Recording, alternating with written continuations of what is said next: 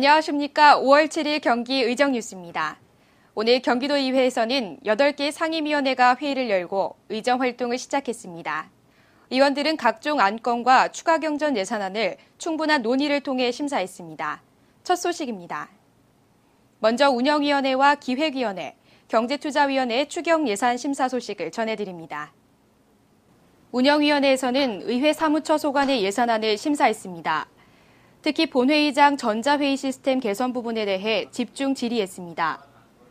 또한 친선연맹 활동을 위해 책정된 예산이 부족하진 않은지 꼼꼼하게 점검했습니다.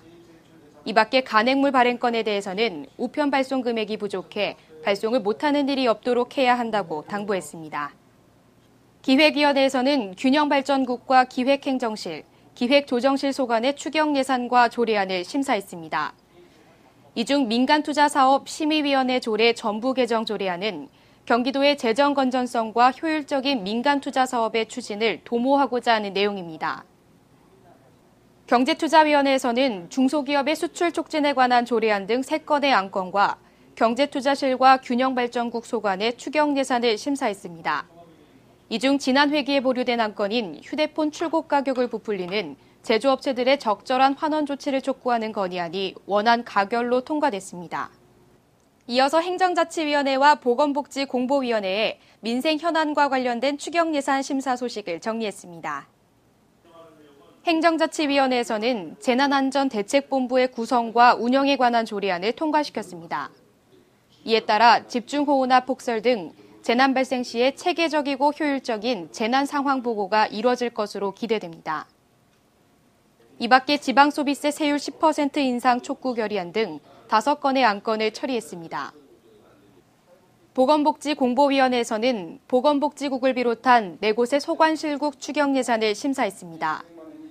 의원들은 국가보훈단체인 베트남 참전 전우회의 사무실이 임차료를 지원받을 수 있는 조건이 되는지, 공법단체로 바뀌게 된 시기는 언제인지 등을 질의하며 꼼꼼하게 점검했습니다.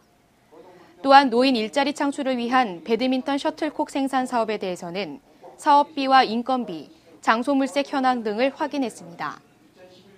다음은 건설교통위원회와 도시환경위원회, 교육위원회 소식을 준비했습니다. 건설교통위원회에서는 도로사업소 소관 추경 예산이 작년에 비해 14억 8천만 원 증액된 것에 대해 구조물 유지 관리에 관한 사안은 미리 파악을 해서 추경을 일찍 편성해 주길 당부했습니다. 또한 취수와 관련된 사업에도 예산이 필요함을 지적하며 예산을 처음 수립할 시에 조건을 잘 살펴 꼭 필요한 예산을 계획해 주길 요구했습니다. 도시환경위원회에서는 도시주택실 소관 예산을 심사하는 과정에서 개보수를 위한 노력도 중요하지만 개발 예정지에 속해 있는 곳에 기초적인 지원 방법을 모색해 주길 요청했습니다. 또한 의원들은 주한미군기지 이전에 따른 평택시 등의 지원 등에 관한 특별법 개정 촉구 결의안을 심사하고 안건명에 항만법이라는 용어를 추가하기로 했습니다. 교육위원회에서는 사립초등학교나 유치원의 입학 선발 수수료 징수에 관한 조례안을 심도 있게 심사했습니다. 이 안건이 통과됨에 따라 무상교육 대상이 되는 유아가 유치원을 들어갈 시에는 이번 전형에서 사립유치원은 비용을 받을 수 없게 됐습니다. 이 밖에 도교육청 공공시설 내의 매점이나 자동 판매기 사용과 수익 허가에 관한 조례안 등 5건도 심사했습니다.